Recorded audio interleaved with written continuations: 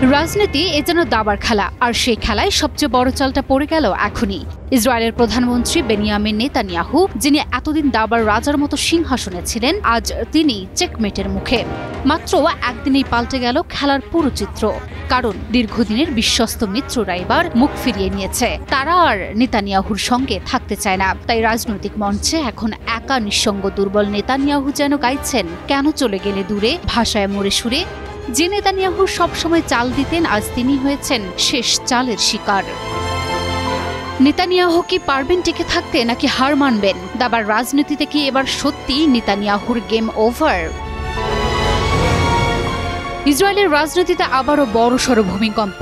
প্রধানমন্ত্রী Benjamin Netanyahu, যিনি এক সময় মনে করতেন তার চারপাশে জোট অটুট, এখন সেই জোটের ভিত্তি হেলে পড়েছে। 16 জুলাই দিনটি ইসরায়েলি রাজনীতির ইতিহাসে হয়তো নতুন মোড়ের সূচনা হয়ে থাকবে। নেতানিয়াহুর দীর্ঘদিনের মিত্র অতিরক্ষণশীল দল শাস, তারা ঘোষণা দিয়েছে তারা আর থাকছে না নেতানিয়াহুর সঙ্গে।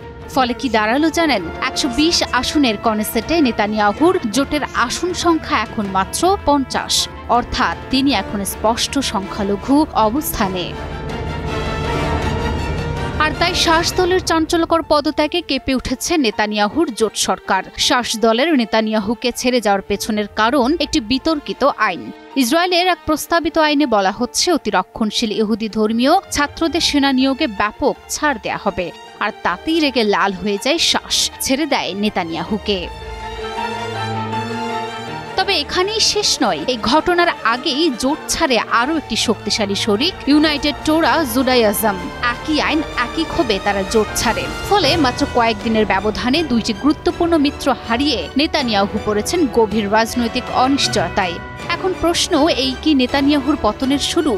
যদিও শাসদল বলেছে তারা সরকার পতনের চেষ্টা করবে না এবং কিছু কিছু আইন পাশের সময় সমর্থনও দেবে, তবুও নেতানিয়াহুর ভবিষ্যৎটা অন্ধকারেই ঢাকা। বিশ্লেষকরা বলছেন, নিরাপত্তা সংকট, যুদ্ধনীতি, বিচার বিভাগ সংস্কার এবং ঘরোয়া সমালোচনা সবকিছুর বোঝা যেন একসাথে এসে পড়েছে নেতানিয়াহুর কাঁধে। বেঁচে থাকতে হলে নেতানিয়াহুকে খেলতে হবে জীবনের সবচেয়ে বড় চাল। কারণ নেতানিয়াহুকে এখন আরও বেশি চাপে পড়তে হবে কট্টর ডানপন্থী জোট সঙ্গীদের খুশি রাখতে, যারা যুদ্ধ চলাকালীন হামাস নির্মূল না করে শান্তি চুক্তিতে যেতে রাজি নয়। নেতানিয়াহুর রাজনৈতিক ভবিষ্যৎ নিয়ে প্রশ্ন উঠছে আরও একটি কারণে। তিনি বর্তমানে দুর্নীতির মামলায় বিচারের মুখোমুখি। অনেক বিশ্লেষকের মতে তিনি ক্ষমতায় থেকে বিচার ব্যবস্থার উপর প্রভাব বিস্তার করতে এবং সমর্থকদের উস্কে দিতে চাচ্ছেন। তাই তিনি যতদিন ক্ষমতা থাকবেন ততদিন তিনি তার জোট সঙ্গীদের খেয়ালের উপর নির্ভরশীল থাকবেন।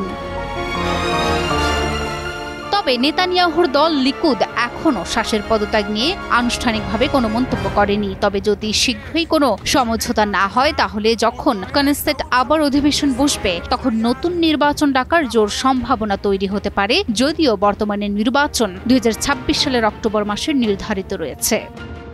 Desk report, news 24।